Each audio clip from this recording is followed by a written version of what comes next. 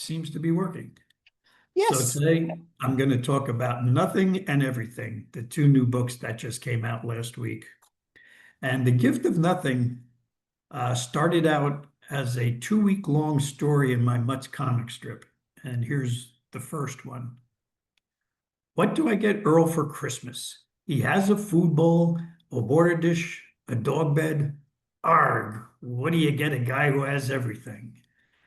And this story lasted 2 weeks, and it was about Mooch wanting to get his best friend Earl the perfect gift, and decided he had everything, so he'll get him nothing. But the problem was, where do you find nothing in the crazy busy holiday season? And at the end, I'm sure most of you know this book, but at the end, he discovers the best gift he could give is himself and their friendship and spending time together. And so I always wanted to be a newspaper comic strip artist, and I did that for 10 years, but I also wanted to do children's books, picture books. But 10 years of MUTTS, I finally got used to the deadline, the crazy deadline of doing a comic strip every day. And I thought this 2-week story in MUTTS could become my first picture book. And so I put a little dummy together and I presented it to Little Brown, my publisher, and they liked it. And they said, this was in November, and they said that, well, we missed the deadline for next holiday season, so they wouldn't be able to publish it for 2 years. And being a comic strip artist who I draw my work and see it in the papers a few weeks later, I just didn't like the idea of waiting 2 years for this book. So this meeting was on a Friday, and I said, is there any way we can get this book out sooner? And they said, well, if you can get it to us Monday, we might be able to make that deadline. So I actually did this entire book in a long weekend. And there's the first edition of The Gift of Nothing. And amazingly, it's been 20 years ago, and here's the new anniversary edition, which has a new cover and a larger size. And it's hard for me to believe that it's been 20 years, but it's been 20 years. And then just last Thanksgiving, at Thanksgiving dinner, my niece Erin came up to me and said, half jokingly, she said, "Well, you did the gift of nothing. When are you ever going to do the gift of everything?" And, I mean, it was a joke, and we laughed about it. But boy, that idea just stayed with me. It wouldn't let go. And like most books, they just out of the air goes, and I started thinking of the storyline, and it appeared like in a flash, to tell you the truth. And so she inspired me to do the gift of everything. And what was nice about it, I realized that the following year was going to be the Gift of Nothing's 20th anniversary, so I thought it would make for a nice companion piece. And Little Brown thought so also. So I was able to do the Gift of Everything for this year. And it was a really fun book to do. If you could tell by this cover, what's fun about doing the picture books, when you do a daily comic strip, and I've been doing MUTTS for 30 years now, it's like 3 panels, the same size. It's always pen and ink. There's a lot of repetition with a comic strip, and that's the nature of the job. But with the picture books, I get to really play creatively and experiment with different things. So this is the first book I did totally in color pencil, and it was only 4 pencils. The primaries, blue, yellow, red, and black. And it was a lot of fun to do, and it kind of reminded me that it's got a little Curious George feel to it as far as the look goes. And I promised Nola that I would read the book today, so I'm going to read you The Gift of Everything. And the other thing that was funny about this book too is it's in rhyme. I'll let you know up front that it's in rhyme. And it's funny how books kind of tell you what they want from you. So I had the idea for the book, I had the idea for the story, and when I started writing it, out of nowhere, I didn't think I was going to be in rhyme. It just started rhyming itself. So that's how books happen. So here we go, The Gift of Everything. It was a special day, and before it reached the end, Mooch hoped to get the perfect gift for Earl, his special friend. It had to be a winner. It had to be a wow. Mooch had to find it quickly. He had to find it now. Mooch found the perfect boxing bow. That only took a minute. His problem, though, you have to know, was what should he put in it? Mooch searched his mind, but could not find a gift that was the perfect kind. So he looked in the closet.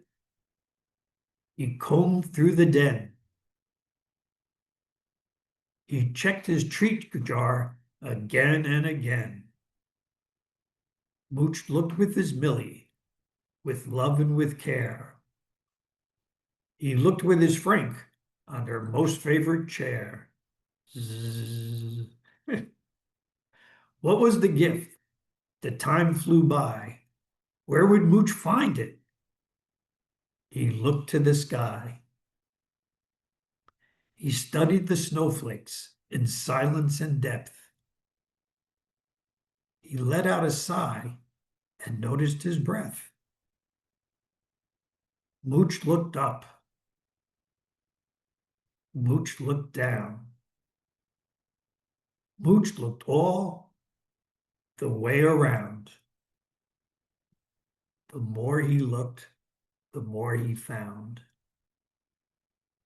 He felt in awe, 'cause he saw that every day, in every way, and everyone, and everywhere, and everything, knock, knock, knock,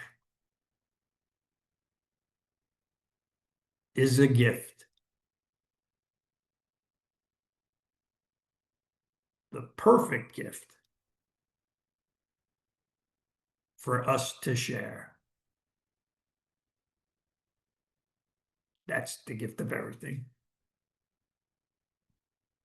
And now I'll tell you a little bit about MUTTS history and my history and different books I've done recently, and how life is a gift and all the gifts that came into my life. And I'll start with one of the first gifts that came into my life that made a big impact on me. That's Charles Schultz's Peanuts.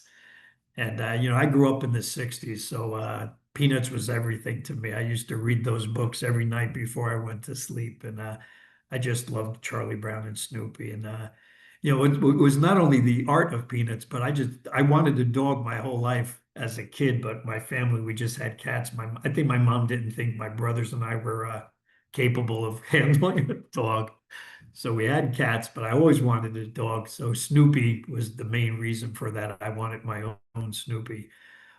But boy, Charles Schultz's comic strip, just from the earliest I can remember, wanted to be a cartoonist just like Charles Schultz, because I found so much love in those comics. And that was a big influence in my life. And finally, after many years, I finally got to do it and become a comic strip artist. And the other gift that made me do that was my dog Earl. And this is my real dog Earl, who inspired the comic strip. And before I did MUTTS, I was a magazine illustrator, and I worked for Sports Illustrated and Ford magazines and all the New York Times. And most of my drawings, I drew a little white dog with a circle around his eye.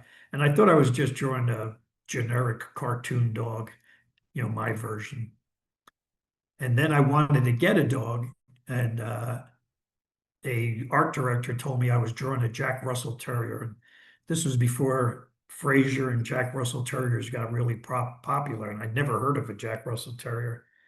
So I went to the library. This was before the internet, and I found a picture of a Jack Russell, and I was like, oh my God, that's the cartoon I'm drawing. So I got a Jack Russell, and then boy, he was my Snoopy. He was so funny and just so full of life that I wanted to capture his joy of life as a comic strip. So my cartoon dog became a real dog, and then my real dog became Earl in my comic strip. And the other funny thing too is I got to meet Charles Schultz right before I drew MUTTS.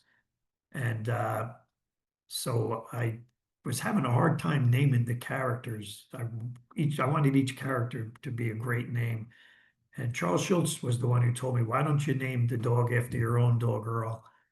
And I thought Charles Schultz might know what he's talking about, so I took his advice. And here's the first Mutts comic. And it's Earl and Ozzy in the car, and Earl's got his head out the window with its tongue out. Ozzy says, okay, we're home. And Earl was out there for a long time, obviously. And when I drew this, I didn't realize it, but years later, I look at that strip and I thought how autobiographical it is because I wanted to be a comic strip artist since I was a little boy. And when I finally took the plunge, and it was much later, I was in my 30s when I started Mutts. Um, After a couple of months of doing Mutts, I said it felt like I was home. I realized that, yeah, this is what I was supposed to be doing all along. So I look at that strip and think of, yeah, that's my life story. And again, my real dog Earl inspired a lot of Earl's characteristics. And my dog Earl, like most Jack Russells, was ball crazy. So here's a little bounce, bounce, bounce, bounce, bounce, bounce.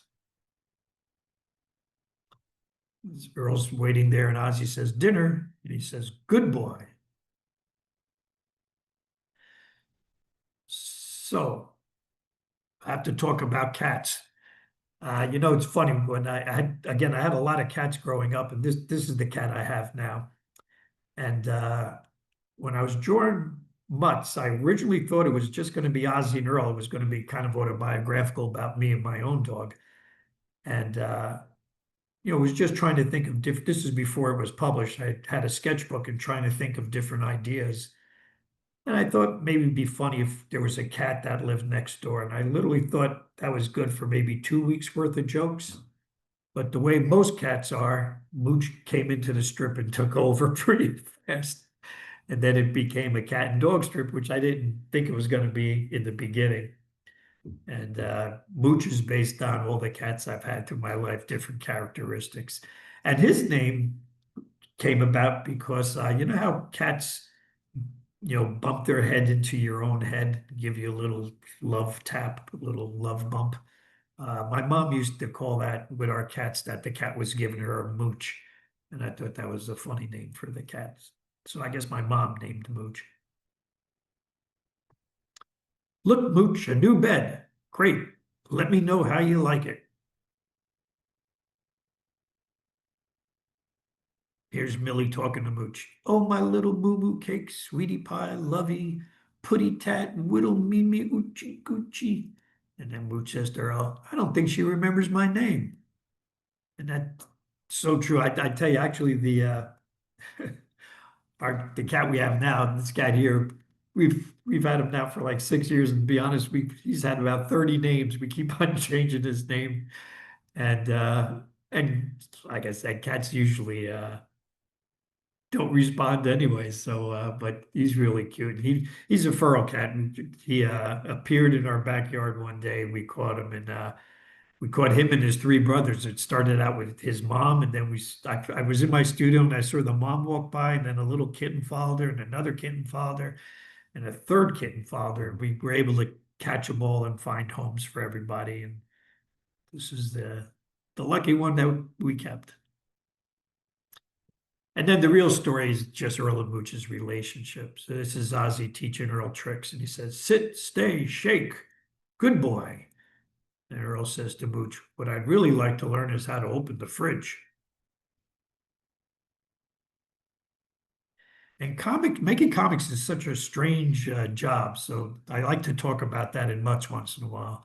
So Earl says to Mooch, do you have any ideas for today's comic? And Mooch says, no, but I'm sure I'll come up with something by the third panel. And then he says, boy, that got here fast. And that pretty much sums up my life's work.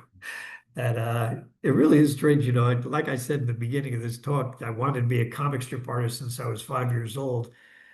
And I tell you the truth, I never really thought about the reality of that job. And it really is a crazy job. where you have to come up with an idea and do the drawing for it every day of the year without vacations. And it's a good thing I did think about that because I might have rethought it. But once I started doing much, you kind of learn the craft in public. So I do like to do strips that are about making comics. Here's another one. Hey, Mooch, where are you? Panel two, where are you? I'm not sure. And one of the things when you do a comic for 30 years, there's a cliche about characters writing themselves, but I will say Mooch writes himself. And basically, how I work nowadays is I go to a park next to my house. That's when the weather permits. And I just sit on a bench with my sketchbook and I try to write 2 weeks worth of jokes, in one sitting. And and with Mooch, it's really just like coming up with a place. I draw more than I write. I like thinking in visuals. So when in my sketchbooks, it's a lot of drawings and not as much writing. And I'll just put Mooch in a situation. And like I said, the cliche of Mooch will write himself. If I put him in the right situation, he'll tell me what he would do. And boy, I tell you, the greatest thing for me about becoming a cartoonist is I did get to meet and become friends with my boyhood hero, Charles Schultz. And one day Charles Schultz had his own ice skating rink in Santa Rosa, California, that he donated to the public. And at the ice skating rink, he had a little cafeteria and called the Warm Beagle. And he had his own reserved table there. And one day I was waiting to meet him at his reserved table, and he came in holding something behind his back. And he said, Patrick, I have something that's going to knock your socks off. And then he presented me this Peanuts Daily that did appear in the newspaper with the Peanuts gang. You can see Sally, Charlie Brown, Lucy, and Linus in a museum. And they're looking at a reproduction of a Monet painting. And reruns off to the side looking at a painting of my Earl from MUTTS. And boy, I have to tell you, my socks did fly off. And this drawing hangs over my drawing table at my studio. And I look at it every day and it still amazes me, the kindness of Charles Schultz, the genius of Charles Schultz, the magic of Peanuts. It's inspiration for me every time I look at it. And in doing much, my mission was to try to give back some of the comfort and joy I got from Peanuts and Crazy Cat and all my favorite comic strips. But I also started thinking about, the animals. And I always tried to do Earl and Mooch to make them as animal-like as possible and keep them true to animals because, people have that special bond with their dogs and cats, and they know how dogs and cats are funny by themselves. They don't need to be too human. So I started thinking about all the cats and dogs in shelters that don't have loving homes like Earl and Mooch. So I started in my sketchbook playing with the idea of doing animal shelter dogs and cats, but I wasn't sure how to put it into MUTTS. And then I got a letter from the Humane Society of the United States, and they asked me that in the first week in November, it's Animal Shelter Appreciation Week. And could I possibly do something in MUTTS to promote that? So that started Shelter Stories. And twice a year for a week in May and in November, I turned MUTTS into the Shelter Story strip to talk about the shelter animals and also the heroic people that work in the shelters and take care of these animals.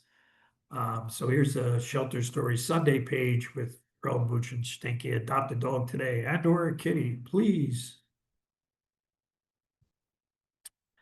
Oh, this is a particular Shelter Story strip I did that's about a pit bull that was deaf.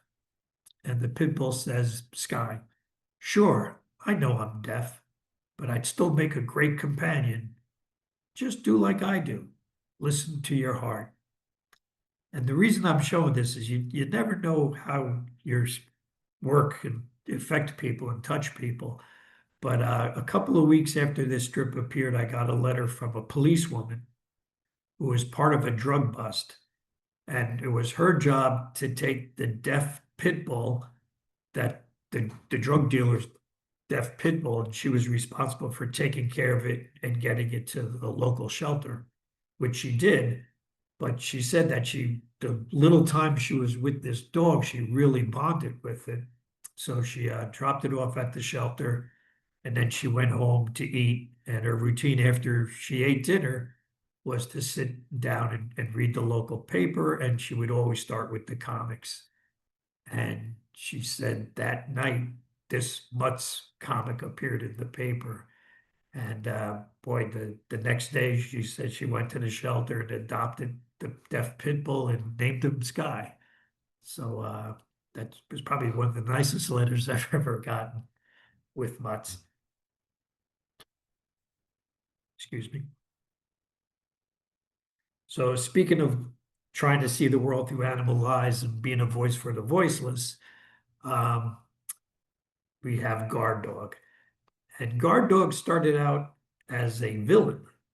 It was about a year and a half into MUTTS, and I was trying to think that maybe Earl and Mooch should have a villain in the strip, some mean dog that they would have to deal with, and that could make for some funny episodes. So in my sketchbook, I tried, cartoonists work in cliches a lot. So I was trying to design a real tough dog, and I gave him a big jaw and teeth coming out of his mouth. And then I put a spike collar on him to make him look tough. And then in my sketchbook, I put him on a big heavy chain to look like one of those angry backyard dogs. And as soon as I put that chain on him and looked at the drawing, I realized that, this wasn't a villain, this was a tragic character. And, why wouldn't he be mean and mad if you're tied to a chain in the backyard? So I thought it would be interesting to add this tragic character to MUTTS and maybe inspire someone who had their dog on a chain to unchain him. And I did that, and I did that for a long time. I kept on promising readers I would free him. But, working on MUTTS, I get to be friends with a lot of animal groups. And most of them told me, no, keep him on the chain. He's got a message to tell the public. So he stayed on the chain for quite a few years, probably too many. And another reason he stayed on a long time was 10 or 12 years ago, Fox Entertainment bought MUTTS they were going to do an hour and a half movie, an animated movie with MUTTS. And boy, it took me a year to get the right to write the movie, but they let me write the script. And unfortunately, I took about 8 years for them to finally green light it. And then right then is when Disney bought Fox. And if you know anything about Hollywood, when one company takes over another company, they usually don't go ahead and do the things the other company were doing. So MUTTS went into limbo. But the reason I mention it is that I can say it now, but the script for the MUTTS animation movie was going to be Earl and Mooch free and Guard Dog. So that's another reason I didn't do it in the strip for a long time. But once I realized the movie wasn't going to be made is when I finally did the story of Guard Dog going free. And that was the longest story I ever did. It was a 7-week story. And he was finally free. And that was probably for me, that was a really powerful strip to draw. I felt like the chain was off my neck when I drew it. And that was the Breaking the Chain, the Guard Dog story. We put it together sort of like a graphic novel. And in, being a voice for the voiceless, I was actually asked by the Humane Society of the United States to join their board. And then I started learning even more about not only poor dogs and cats in shelters, but animals throughout the world having it so tough on this planet nowadays. So I broadened the scope to not only dogs and cats, but their animals around the world. And then there was this strip. Stinky talks to Jules. And Stinky talks to Doodles. Yes, Mr. Noodles, sometimes I get compassion fatigue. Gee, Jules, how do you get over something like that? Well, my autographed photo of Dr. Jake Goodall helps. So that strip appeared in the paper, and a few weeks later, the Jane Goodall Institute wrote to me and said, "Can we use this strip for an invitation?" And I said, "You can use that strip any way you want. I would love for you to use it. And if you don't mind, can I mail you the original for you to give to Jane?" And they wrote back and said, "Well, Jane's going to be in New York next week. Why don't you give it to her yourself?"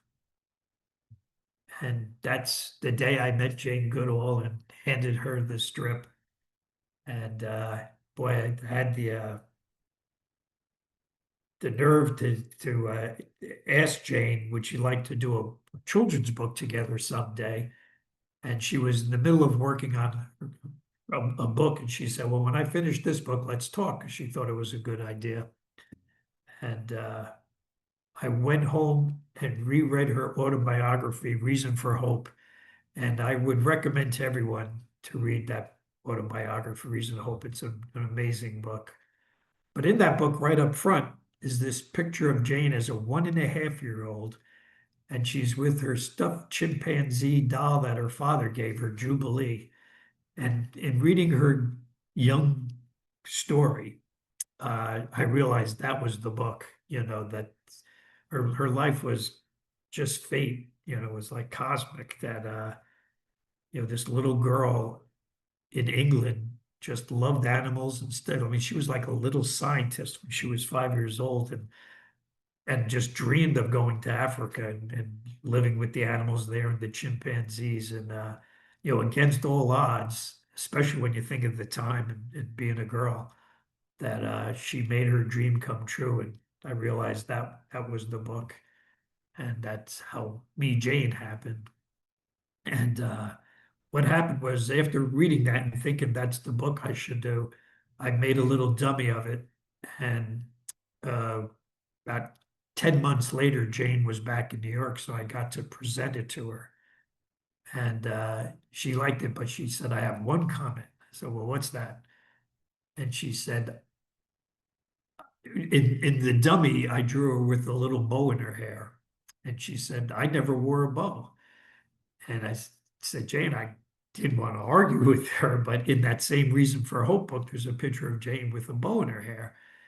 And Jane said, "Well, that wasn't my bow. That was the photographer's bow. He made me wear it." She said, "I wore a sensible clip." And if you see in this picture here that I had to redraw all the all the Janes and put a sensible clip in her hair. And boy, I tell you, Jane Goodall was such an inspiration for me. And it's still hard to say was because I actually saw Jane 10 days before she passed, and she was still dynamic Jane. She was so, determined. She would travel 300 days a year, even at the age of 91. We saw her in New York, and then she went to Mexico, and then she was in Los Angeles, and just working all the time and promoting her mission of empathy and compassion for the planet and for all beings. This is Jane as a young girl at her house reading her Tarzan book. And it's everything I drew in the book was still in Jane's life. I mean, the tree she climbed she still lived in the same house when she was home. And that she still had that tree in her backyard that she climbed at as a little girl. And she still had Jubilee. And of course, here's the dream come true. And boy, it's hard. I've been thinking about Jane all the time lately. And I will feel like, we could honor her legacy by keeping her hope. I mean, the thing about Jane, she had so much hope that the world could heal the planet and we could all do better, and that every individual mattered. So I really feel like we need to keep Jane's dream alive. And I also had the pleasure, the Kennedy Center in Washington, D.C. had done The Gift of Nothing as a musical, children's musical, And then when the Me Jane book came out, the Kennedy Center asked if I could do a musical based on the Me Jane book. And we did. And what was amazing with Jane traveling 300 days a year, you never knew where she was going to be. But boy, as luck would have it, she happened to be scheduled to be in New York, in Washington, D.C. the day the play opened. So I nervously got to sit next to Jane Goodall while she watched the play manifest on the stage there. And every time I looked over at her, she was smiling. So it was really nice to know that she enjoyed the play. And after the play was over, she went backstage to talk to the crew and the cast and the officials from the Kennedy Center. What was amazing, she hopped on a chair and started this impromptu talk to everybody. But someone in the back of the audience had a therapy dog. And while Jane was talking, the dog got up and crawled to her on his belly and just laid at her feet the whole time she was talking. And that was the magic and power of Jane. Oh, well, speaking of Africa and how small the world is, um, I had the pleasure to go to Africa with a fellow board member of the Humane Society of the United States. And there I met his wife, who was on the International Campaign for Tibet uh, board. And she was talking to us about His Holiness the Dalai Lama and how his big mission now is the planet, that we need the environmental issues, how we have to heal our planet, like Jane. And my wife kind of jokingly said, well, maybe Patrick and the Dalai Lama could do a book together. And Pam said, well, that's a great idea. I'll mention it to the board, the International Campaign for Tibet board, when I get back to the States. So she did mention it to the board, and as it happens, boy, this is the small world part, but the Dalai Lama's niece is on the board of directors, and she lives in Washington, D.C., and read MUTTS in the Washington Post, and she too thought it was a good idea. So she got a hold of her uncle, Dalai Lama, and he thought it was a good idea. So we were able to do this book together. It was his words and my picture called Heart to Heart about healing the planet. And the Knock Knock's Mine deal. That's the only thing I wrote, Knock Knock. And it was about how at the time of the book, there were so many fires in Australia and in California. So it was about different bears in these fires. And there's a panda in Tibet who decides what's going on in the world and who would have the answer. So he decides to take a trip to India, Dharamsala, and ask the Dalai Lama. And here he is meeting the Dalai Lama. And the book is the Dalai Lama explaining to the bear the state of the planet and what we need to do about it. This is them walking in the woods. And I think this is an important message. Again, the Dalai Lama's words. Real change in the world will only come from a change of heart. What I propose is a compassionate revolution. And I think that's what we all need. And I think it's the same revolution that Jane was talking about. And here's a picture of the Dalai Lama with the book. When I was in Africa, it was 2019, and when it was the plan was to go to India and talk to the Dalai Lama about the book and work it out. But as it turns out, COVID happened, so we ended up doing the book over emails. But when the book came out, I had the pleasure of bringing the published version to the Dalai Lama in India. We finally did get to meet. And real quick, it's funny how life is. So after the Dalai Lama book, I was saying, well, what do you do after that? And my editor friend Charlie Kochman from Abrams came to me and said, would you be interested in doing a book with the Marvel superheroes? And I said, boy, who wouldn't want to do a book with the Marvel superheroes? So that's how the superhero's journey was the book after the Dalai Lama book. And it's really a love letter to Jack Kirby and all those early 1960 Marvel comics that started everything. how much they meant to me. And it's the idea of the book, it's a little strange. It was actually I was surprised Marvel did it, but it's a combination of my art with the original 1960 art and telling a new story. So it's really a love letter to those old comics. It was probably one of the most fun projects I ever worked on. And we'll end the talk with this much comic strip where Earl's getting pat on the head, and then Earl pets Mooch on the head, then Mooch pets a bird on the head, and the bird pets a worm on the head. The worm says to the other worm, "The world has changed." And I do think that's all part of the compassionate revolution that we probably need now more than ever. And I guess I talked about everything and nothing. And that's the goodbye slide. And now we'll get out of this. Okay. I'm not sure. Why is it not Hi. showing? Um, okay. Are you, Oh, um, there you go. hi, hi. Um, Back. we have a chat question here. I'm going to give you first, and then if we have time, a little time, it looks like we might have a little time for people to, I can try to unmute people and they can ask questions. Okay. So, Yeah, looking but forward to it. in the chat, just very quickly, how do you help a dog on a chain? I'm not confrontational, but I know of one. What would you recommend? You know, actually, we give some tips in the back of the book. There's a lot of things you can do. I recommend you do that. And there's a lot of websites that could give tips. You could offer to walk the dog. I mean, if the people are willing, you could offer to help walk the dog and supply some, blankets or things to help them, or and just talk to the people. Or and I would also approach the local shelters and ask them that they might be able to help you with that. But Okay. I'm glad they're thinking about it.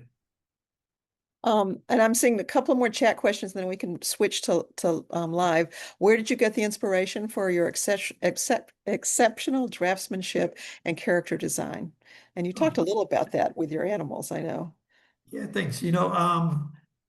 I mean, you always stand on the shoulders of the people before you. So, I was definitely influenced by Charles Schultz. I'm from that less is more school, and even probably more so the earlier comic strips like Popeye and Crazy Cat, where there's like a real loose hand, sketchy look to the artwork, and I like that. And with Mutts, I do very little penciling, and with my children books, I don't do any penciling. I really like that sketchy, free look to a comic strip, and that's the way I draw. Okay, and then a couple more people have weighed in, and then we're going to go to live chat here.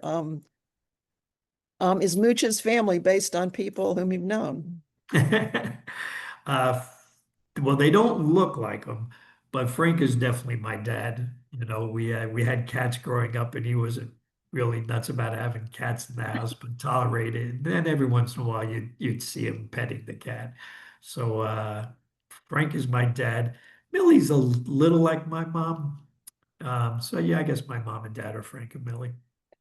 And And again, they neither of them look like Frank and Millie, but oh, personality wise. okay, people keep chatting, so I'm going to keep reading the chats too. Have you ever? What was that one? It was. Have you ever? Oh, I can't open that. Let me see if I can get this to open. Sorry, guys, bear with me. Um, have you ever considered drawing strips that either A, have lyrics from songs written between 1900 and 1950, or B, lyrics from the golden age of Broadway shows? Uh, I have done some strips with lyrics from older songs that are in public domain, and I know I've done it during the holiday season. I've done a few strips based on some classic holiday songs. So Uh, yeah, that's definitely in the air. So it could happen. okay, and then it looks like there's one more. Are there any modern comic strips that you are currently enjoying? Since I've done this trip, I admire everybody. It's such a crazy job. Anybody who does a comic, it's definitely a skill and a lot of determination. Off the top of my head, there's a comic called The Poet by Todd Webb, and it's a very Zen comic. I like that comic. I think you can find it on the internet. Okay, people, we're going to try to open it up. So I'll do the last two chats here, and then we're going to try to open it up, even if it is in the chat. Someone asked, "What is the total number of newspapers your script appears in?" And You yeah, know, I don't know the exact number. I know at its height it was like 750, but as we all know, newspapers are disappearing. But I still think I didn't lose that many. And what was exciting to me, I didn't even think about when I started the strip that it's in like 24, 25 countries. So it's just nice to know that there were people around the world reading MUTTS. okay. And then one final question from the chat, and then we're going to try to open it up so people can ask questions, raise their hands and ask questions. Your work has such a beautiful combination of humor and heartwarming episodes with a spiritual, philosophical underpinning. Can you talk about that? Is that you, the artist, coming through your work? Yeah, well, I mean, gee, when you do something every day, that it's hard for you not to come into your work. And I think that's what makes the work. I mean, that's what Charles Schultz used to say about Peanuts, that, every character was a piece of him. And I mean, that's why you do it. I feel like art is a meditation, and the spirituality of it for me is really important. And again, from the strips I got, my mission was to try to return some of that joy and comfort I got from those strips. And yeah, when I work, I have a quote. I'm not going to get it exact, but near my drawing table, I have a quote about, love being the most important part of your work, and how is your work helping to heal the world. So I think about that when I draw. Okay. Okay, I'm going to try to do the unmute thing. I'm not familiar with this computer, so I apologize. Dave, could you come show me I'm sorry. Go to participants, I'm in participants, yes. and then there should be asked to Ask to unmute. And do I have to do it for each one or? well, no, just click it and then they'll ask. Oh, I am clicking it. I am clicking it. I am clicking it. It's not doing it. More. Asked, rename, allow, put in waiting room, remove. I think it is doing it. We can unmute Oh, okay, yeah, it did work. Oh, there you go. Okay, uh, does someone want to raise their hand and ask a question? We have any questions? Anybody?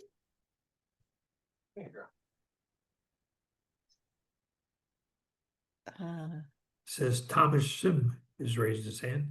okay, here you go. Okay, David's not unmuting. I'm doing it wrong.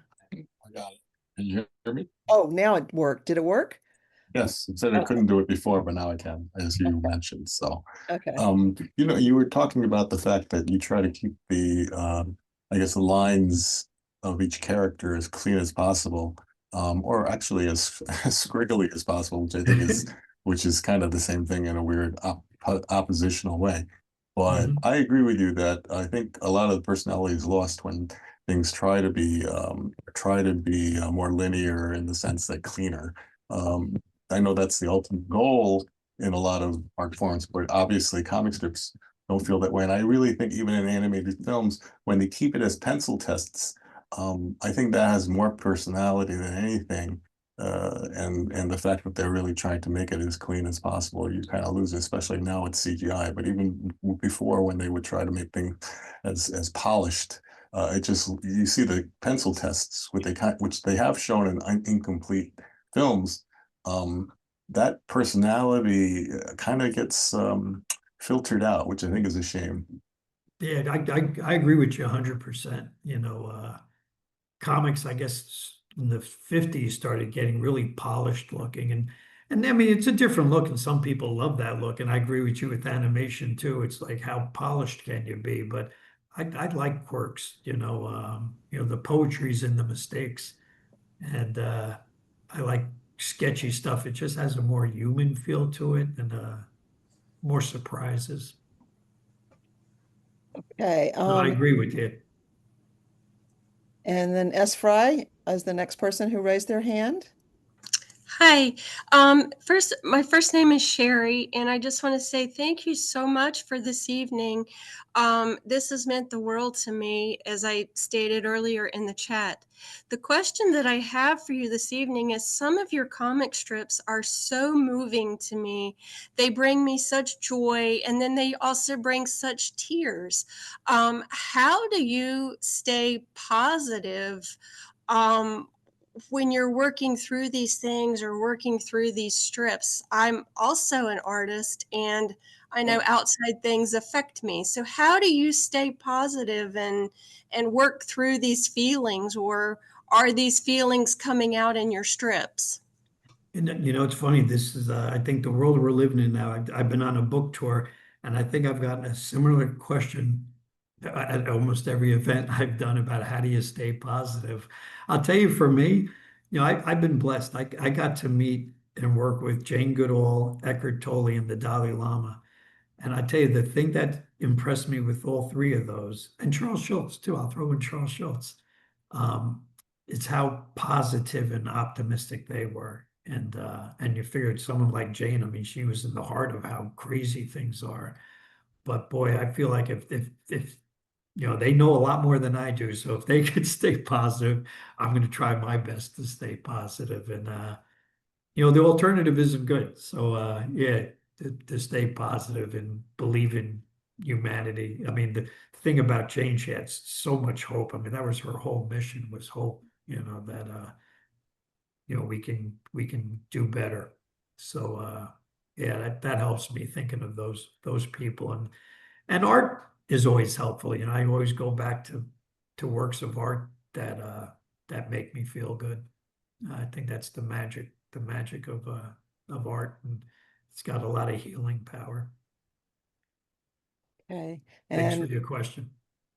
the next question, Tyler Hall has their hand raised. If you want to ask a question, and you're unmuted. Hi. I so I've mentioned in the chat how my favorite shelter story strip is the one you had about Gabriel, how he lost his dog and then he didn't know that he could go to the shelter to get a new one. To get another one. And that strip really inspired me because I feel like as a Black woman, I don't really see that representation a lot in comic strips. And I wanted to ask, how do you feel about uplifting underrepresented voices while still maintaining your mission and values? I think what's nice about give me the question again. I said, how do you feel about uplifting underrepresented voices while still maintaining your mission and values? I think we're all one, we're all here on this planet. And I think the dogs and cats, what's nice about the animal thing is everyone gets it, that how dogs and cats keep us in the present moment. And it's just a universal love that I try to speak to in MUTTS and hopefully accomplish. Okay. Are there any other questions, or we've got time for we got 2 minutes left, guys. Anything else? Well, okay then. Thank you. Oh wait, do I see it? Question? Oh, okay, asked to unmute. One more question. Sherry, can I get it to unmute? I'm sorry. Yes, so my question is this. I know with Jane Goodall, I had done some virtual things with her, and her favorite animal was not the chimpanzee, it was the dog. So my question is the dog your favorite, or have you gone to cats as well, or which is your favorite? That's a tough question to ask because, I love them all. I'm gonna have to say dog only because Earl was the dog that inspired the comic strip. So he has a special place in my heart. And yeah, no, Jane always did talk about, she had a dog named Rusty as a young woman. And she always says Rusty taught her everything, that he was her greatest teacher. So yeah, that was her favorite animal, and I love them all, but I think of Earl, so it's hard for me not to say Earl. And dogs are one of my favorites. Yeah. Okay, we've got one last question, so here Sure. goes, and then if I can get it to work.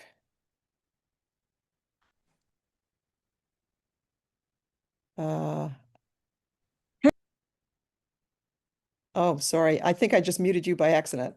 Asked unmute. Okay, no, you should, Dan Noonan? You have to unmute from your end, I think. Go ahead, Jules. The There you next, go. Go the, ahead, next, Jules. There you the go. next book for After You and Me, I think it should be called MUTTS 2004 Redux, and the other one is MUTTS 2005 Redux, because 2024 was a clone of 2004, and this year is a clone of both 2005 and 2003, reprint wise, not book wise. Oh, Yeah, I've been doing a sabbatical for a little while, but I've just started working on some news strips that'll appear in the paper soon. And shh, it's all right. Bring Didn't mean for you to hear that. Okay. It's fine. So let me start with the presentation, and then, like I said, afterwards we'll do some questions and answers. So let me share the screen.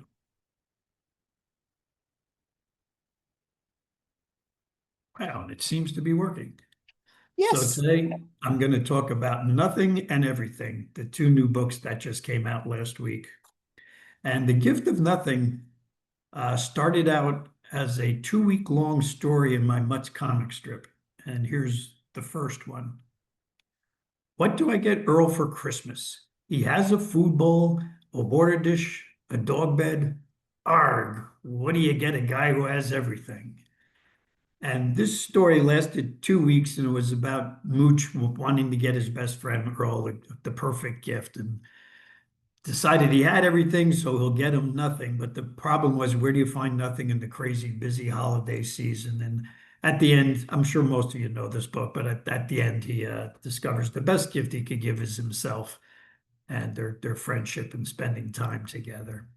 And so I always wanted to be a newspaper comic strip artist, and I did that for 10 years, but I also wanted to do children's books, picture books. But 10 years of MUTTS, I finally got used to the deadline, the crazy deadline of doing a comic strip every day. And I thought this 2-week story in MUTTS could become my first picture book. And so I put a little dummy together, and I presented it to Little Brown, my publisher, and they liked it. And they said, this was in November, and they said that, well, we missed the deadline for next holiday season, so they wouldn't be able to publish it for 2 years. And being a comic strip artist who I draw my work and see it in the papers a few weeks later, I just didn't like the idea of waiting 2 years for this book. So this meeting was on a Friday, and I said, is there any way we can get this book out sooner? And they said, well, if you can get it to us Monday, we might be able to make that deadline. So I actually did this entire book in a long weekend. And there's the first edition of The Gift of Nothing. And amazingly, it's been 20 years ago, and here's the new anniversary edition, which has a new cover and a larger size. And it's hard for me to believe that it's been 20 years, but it's been 20 years. And then just last Thanksgiving, at Thanksgiving dinner, my niece Erin came up to me and said, half jokingly, she said, well, you did The Gift of Nothing. When are you ever going to do The Gift of Everything? And, I mean, it was a joke, and we laughed about it. But boy, that idea just stayed with me. It wouldn't let go. And like most books, they just out of the air goes, and I started thinking of the storyline, and it appeared like in a flash, to tell you the truth. And so she inspired me to do The Gift of Everything. And what was nice about it, I realized that the following year was going to be the Gift of Nothing's 20th anniversary, so I thought it would make for a nice companion piece. And Little Brown thought so also. So I was able to do The Gift of Everything for this year. And it was a really fun book to do. If you could tell by this cover, what's fun about doing the picture books, when you do a daily comic strip, and I've been doing MUTTS for 30 years now, it's it's like 3 panels, the same size. It's always pen and ink. There's a lot of repetition with a comic strip, and that's the nature of the job.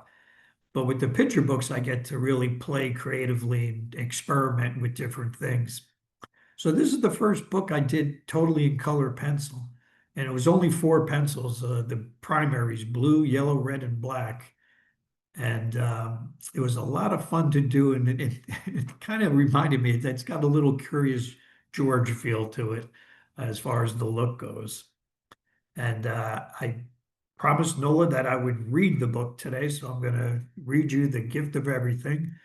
And the other thing that was funny about this book too is it's in rhyme. I'll let you know up front that it's in rhyme.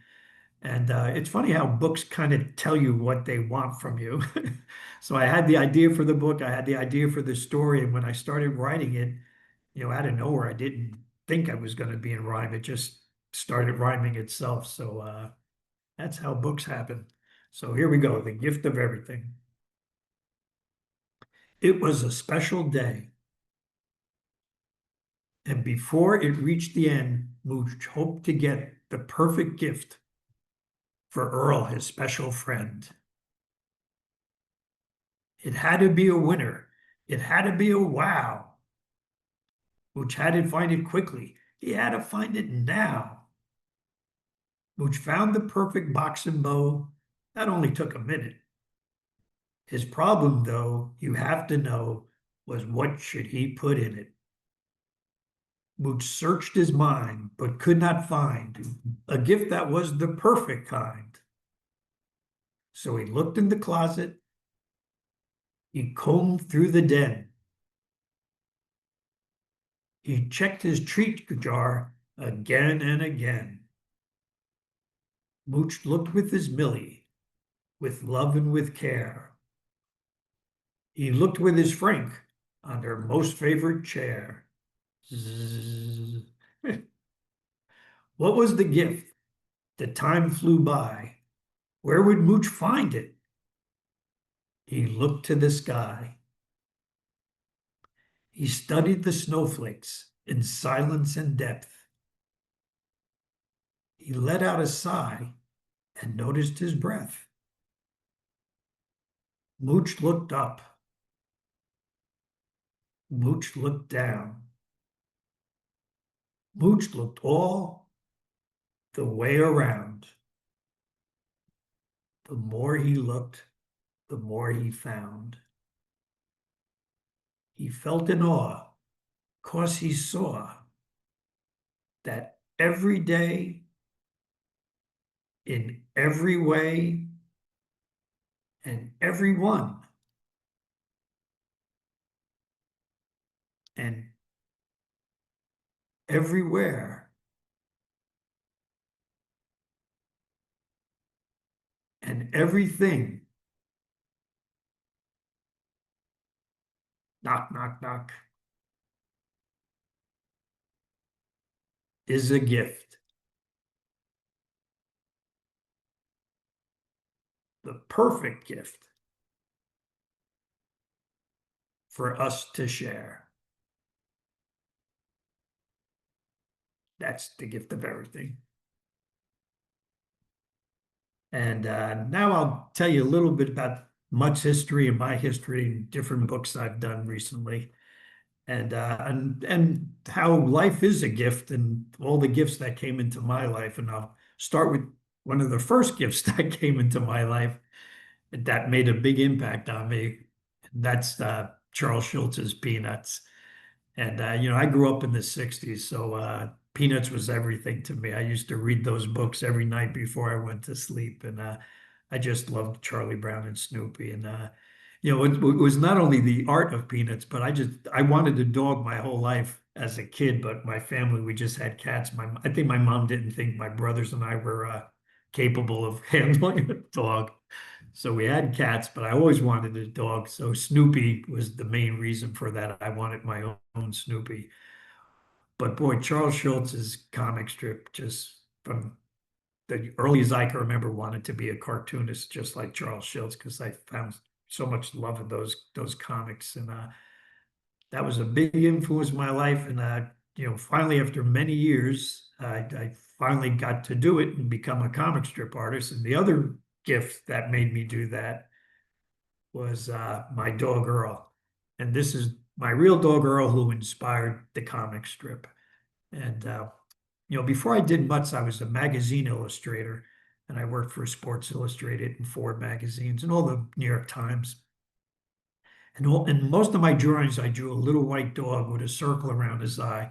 And I thought I was just drawing a generic cartoon dog, my version. And then I wanted to get a dog, and a art director told me I was drawing a Jack Russell Terrier. And this was before Fraser and Jack Russell Terriers got really popular, and I'd never heard of a Jack Russell Terrier. So I went to the library. This was before the internet, and I found a picture of a Jack Russell, and I was like, oh my God, that's the cartoon I'm drawing. So I got a Jack Russell, and then boy, he was my Snoopy. He was so funny and just so full of life that I wanted to capture his joy of life as a comic strip. So my cartoon dog became a real dog, and then my real dog became Earl in my comic strip. And the other funny thing too is I got to meet Charles Schultz right before I drew MUTTS. And so I was having a hard time naming the characters. I wanted each character to be a great name. And Charles Schultz was the one who told me, why don't you name the dog after your own dog, Earl? And I thought Charles Schultz might know what he's talking about, so I took his advice. And here's the first MUTTS comic. And it's Earl and Ozzy in the car, and Earl's got his head out the window with its tongue out. Ozzy says, okay, we're home. And Earl was out there for a long time, obviously. And, when I drew this, I didn't realize it, but years later, I look at that strip and I thought how autobiographical it is, because I wanted to be a comic strip artist since I was a little boy. And when I finally took the plunge, and it was much later, I was in my 30s when I started MUTTS. After a couple of months of doing MUTTS, I said, it felt like I was home. I realized that, yeah, this is what I was supposed to be doing all along. So I look at that strip and think of, yeah, that's my life story. And again, my real dog Earl inspired a lot of Earl's characteristics. And my dog Earl, like most Jack Russells, was ball crazy. So here's a little bounce, bounce, bounce, bounce, bounce, bounce. Earl's waiting there, and Ozzy says, dinner. And he says, good boy. So I have to talk about cats. It's funny when I had a lot of cats growing up, and this is the cat I have now. And when I was drawing MUTTS, I originally thought it was just going to be Ozzy and Earl. It was going to be kind of autobiographical about me and my own dog. And was just trying to think of this is before it was published. I had a sketchbook and trying to think of different ideas. And I thought maybe it'd be funny if there was a cat that lived next door. And I literally thought that was good for maybe 2 weeks worth of jokes. But the way most cats are, Mooch came into the strip and took over pretty fast. And then it became a cat and dog strip, which I didn't think it was going to be in the beginning. And Mooch is based on all the cats I've had through my life, different characteristics. And his name came about because you know how cats bump their head into your own head, give you a little love tap, a little love bump. My mom used to call that with our cats that the cat was giving her a mooch. And I thought that was a funny name for the cats. So I guess my mom named Mooch. Look, Mooch, a new bed. Great. Let me know how you like it.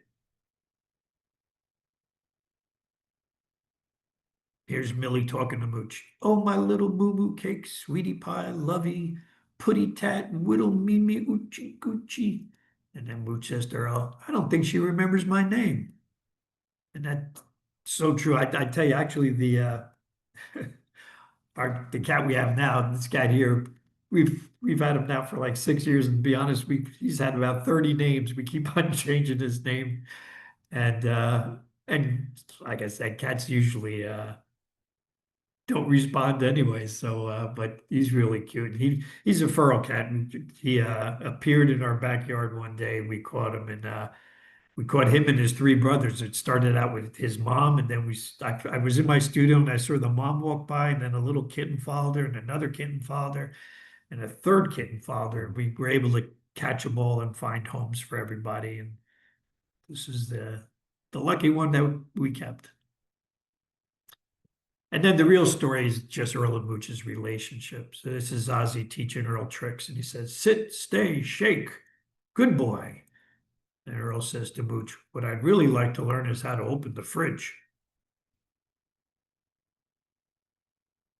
And making comics is such a strange job. So I like to talk about that in MUTTS once in a while. So Earl says to Mooch, do you have any ideas for today's comic? And Mooch says, no, but I'm sure I'll come up with something by the third panel. And then he says, boy, that got here fast. And that pretty much sums up my life's work.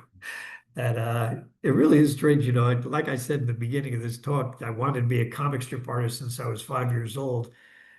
And I tell you the truth, I never really thought about the reality of that job. And it really is a crazy job where you have to come up with an idea and do the drawing for it every day of the year without vacations. And it's a good thing I did think about that, because I might have rethought it. But once I started doing much, you kind of learn the craft in public.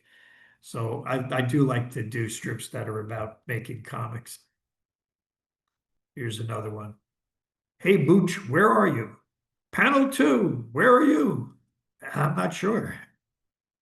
And you know, one of the things when you do a comic for 30 years, you know, there's a cliche about characters writing themselves, but I will say Mooch writes himself. And basically how I work nowadays is I go to a park next to my house, that's when the weather permits, and I just sit on a bench with my sketchbook and I try to write 2 weeks worth of jokes, you know, in one sitting.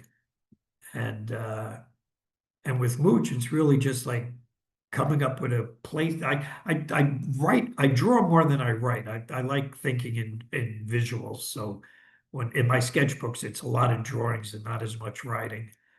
And I'll just put Mooch in a situation. And like I said, the cliche of Mooch will write himself. If I put him in the right situation, he'll tell me what he would do. And boy, I tell you, the greatest thing for me about becoming a cartoonist is I did get to meet and become friends with my boyhood hero, Charles Schultz. And one day I was, you know, Charles Schultz had his own ice skating rink in Santa Rosa, California, that he donated to the public. And at the ice skating rink, he had a little cafeteria and called the Warm Beagle. And he had his own reserved table there. And one day I was waiting to meet him at his reserved table, and he came in holding something behind his back. And he said, Patrick, I have something that's going to knock your socks off. And then he presented me this Peanuts Daily that did appear in the newspaper with the Peanuts gang. You can see Sally, Charlie Brown, Lucy, and Linus in a museum. And they're looking at a reproduction of a Monet painting. And reruns off to the side looking at a painting of my Earl from MUTTS. And boy, I have to tell you, my socks did fly off. And this drawing hangs over my drawing table at my studio. And I look at it every day, and it still amazes me. You know, the kindness of Charles Schultz, the genius of Charles Schultz, the magic of Peanuts. It's inspiration for me every time I look at it. And in doing MUTTS, you know, my mission was to try to give back some of the comfort and joy I got from Peanuts and Crazy Cat and all my favorite comic strips. But I also started thinking about, the animals. And I always tried to do Earl and Mooch to make them as animal-like as possible and keep them true to animals because, people have that special bond with their dogs and cats, and they know how dogs and cats are funny by themselves. They don't need to be too human. So I started thinking about all the cats and dogs in shelters that don't have loving homes like Earl and Mooch. So I started in my sketchbook playing with the idea of doing animal shelter dogs and cats, but I wasn't sure how to put it into MUTTS. And then I got a letter from the Humane Society of the United States, and they asked me that in the first week in November, it's Animal Shelter Appreciation Week, and could I possibly do something in MUTTS to promote that?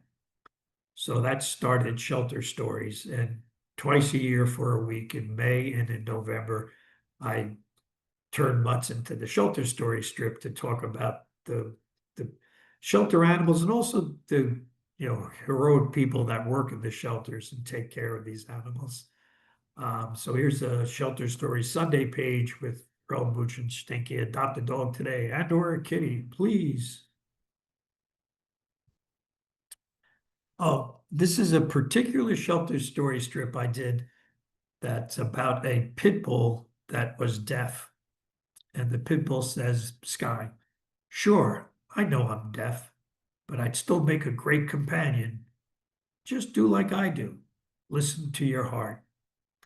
And the reason I'm showing this is you never know how your work can affect people and touch people.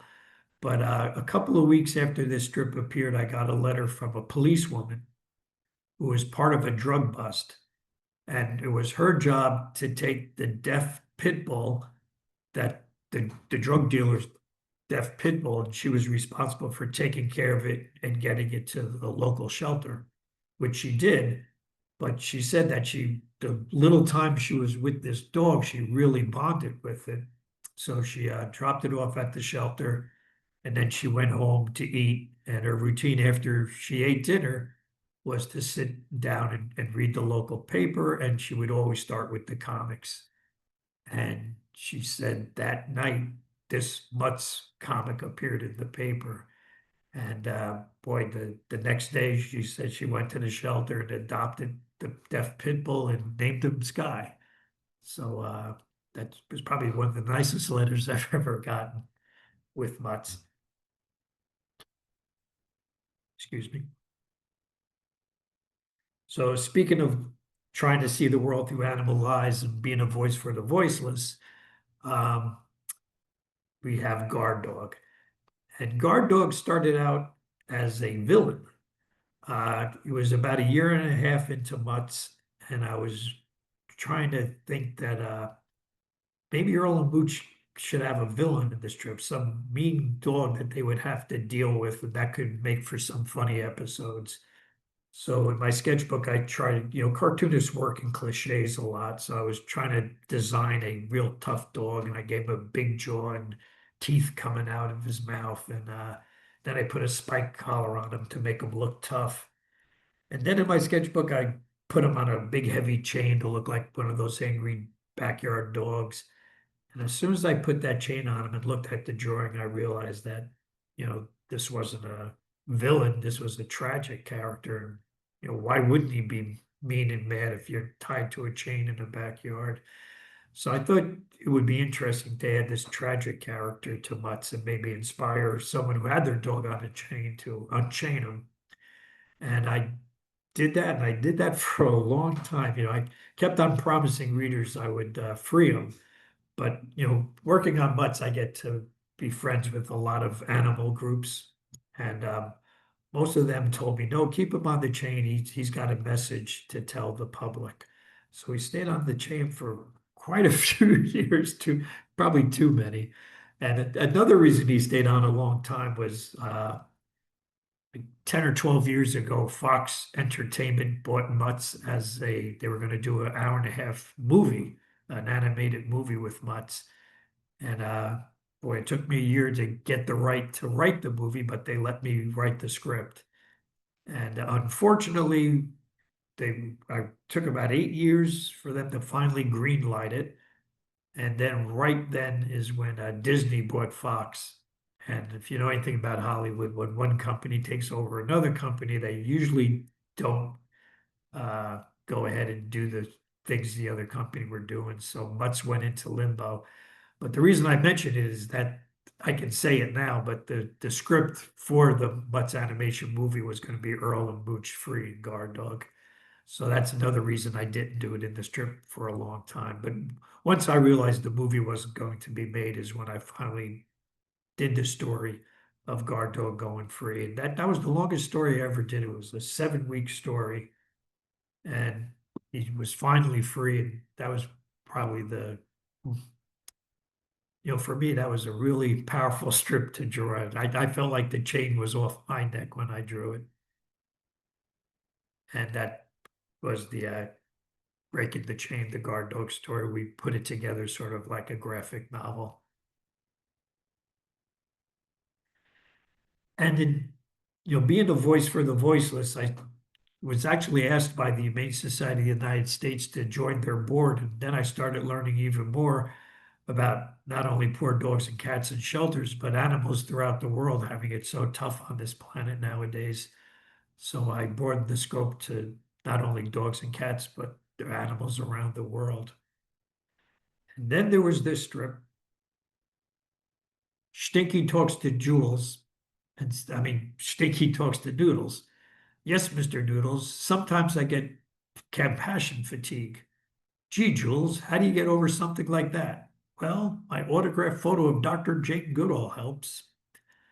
So that strip appeared in the paper, and a few weeks later, the Jane Goodall Institute wrote to me and said, can we use this strip for an invitation? And I said, you can use that strip any way you want. I would love for you to use it. And if you don't mind, can I mail you the original for you to give to Jane? And they wrote back and said, well, Jane's going to be in New York next week. Why don't you give it to her yourself? And that's the day I met Jane Goodall and handed her the strip. And boy, I had the nerve to ask Jane, would she like to do a children's book together someday? And she was in the middle of working on a book, and she said, well, when I finish this book, let's talk, because she thought it was a good idea. And I went home and reread her autobiography, Reason for Hope, and I would recommend to everyone to read that autobiography, Reason for Hope. It's an amazing book. But in that book, right up front, is this picture of Jane as a 1.5-year-old, and she's with her stuffed chimpanzee doll that her father gave her, Jubilee. And in reading her young story, I realized that was the book, that her life was just fate, it was like cosmic, that, this little girl in England just loved animals instead. She was like a little scientist when she was 5 years old and just dreamed of going to Africa and living with the animals there and the chimpanzees and, against all odds, especially when you think of the time and being a girl, that she made her dream come true. And I realized that was the book. And that's how Me, Jane happened. And what happened was, after reading that and thinking that's the book I should do, I made a little dummy of it. And about 10 months later, Jane was back in New York, so I got to present it to her. And she liked it, but she said, I have one comment. I said, well, what's that? And she said, in the dummy, I drew her with a little bow in her hair. And she said, I never wore a bow. And I said, Jane, I didn't want to argue with her, but in that same Reason for Hope book, there's a picture of Jane with a bow in her hair. And Jane said, well, that wasn't my bow. That was the photographer's bow. He made me wear it. She said, I wore a sensible clip. And if you see in this picture here that I had to redraw all the Janes and put a sensible clip in her hair. And boy, I tell you, Jane Goodall was such an inspiration for me, and it's still hard to say was, because I actually saw Jane 10 days before she passed, and she was still dynamic Jane. She she was so determined. She would travel 300 days a year, even at the age of 91. We saw her in New York, and then she went to Mexico, and then she was in Los Angeles, and just working all the time and promoting her mission of empathy and compassion for the planet and for all beings. This is Jane as a young girl at her house reading her Tarzan book. And it's everything I drew in the book was still in Jane's life. I mean, the tree she climbed she still lived in the same house when she was home. And that she still had that tree in her backyard that she climbed at as a little girl, and she still had Jubilee. And of course, here's the dream come true. And boy, it's hard. I've been thinking about Jane all the time lately, and I will feel like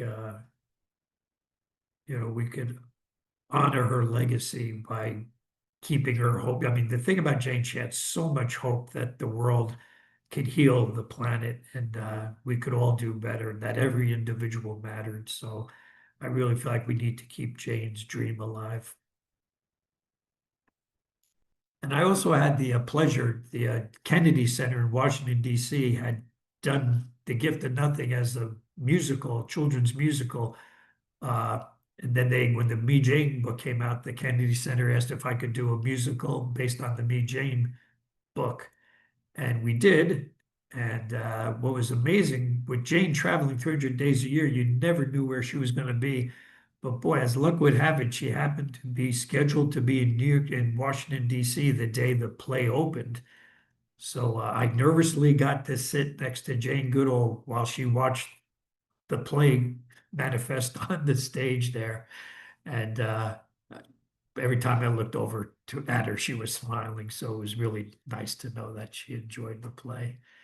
And after the play was over, she went backstage to talk to the crew and the cast and the officials from the Kennedy Center. What was amazing, she hopped on a chair and started this impromptu talk to everybody. But someone in the back of the audience had a therapy dog. And while Jane was talking, the dog got up and crawled to her on his belly and just laid at her feet the whole time she was talking. And that was the magic and power of Jane. Oh, well, speaking of Africa and how small the world is, I had the pleasure to go to Africa with a fellow board member of the Humane Society of the United States. And there I met his wife, who was on the International Campaign for Tibet board. And she was talking to us about His Holiness the Dalai Lama and how his big mission now is the planet, that we need the environmental issues, how we have to heal our planet, like Jane. And my wife kind of jokingly said, well, maybe Patrick and the Dalai Lama could do a book together. And Pam said, well, that's a great idea. I'll mention it to the board, the International Campaign for Tibet board, when I get back to the States. So she did mention it to the board, and as it happens, boy, this is the small world part, but the Dalai Lama's niece is on the board of directors, and she lives in Washington, D.C. and read MUTTS in the Washington Post, and she too thought it was a good idea. So she got a hold of her uncle, Dalai Lama, and he thought it was a good idea. So we were able to do this book together. It was his words and my picture, called Heart to Heart, about healing the planet. And the Knock Knock's Mine deal, that's the only thing I wrote, Knock Knock. And it was about how at the time of the book, there were so many fires in Australia and in California. So it was about different bears in these fires. And there's a panda in Tibet who decides, what's going on in the world and who would have the answers. So he decides to take a trip to India, Dharamsala, and ask the Dalai Lama. And it's here he is meeting the Dalai Lama. And the book is the Dalai Lama explaining to the bear the state of the planet and what we need to do about it. This is them walking in the woods. And I think this is an important message. Again, the Dalai Lama's words. Real change in the world will only come from a change of heart. What I propose is a compassionate revolution. And I think that's what we all need. And I think it's the same revolution that Jane was talking about. And here's a picture of the Dalai Lama with the book. When I was in Africa, it was 2019, and when it was all, the plan was to go to India and talk to the Dalai Lama about the book and work it out. But as it turns out, COVID happened, so we ended up doing the book over emails.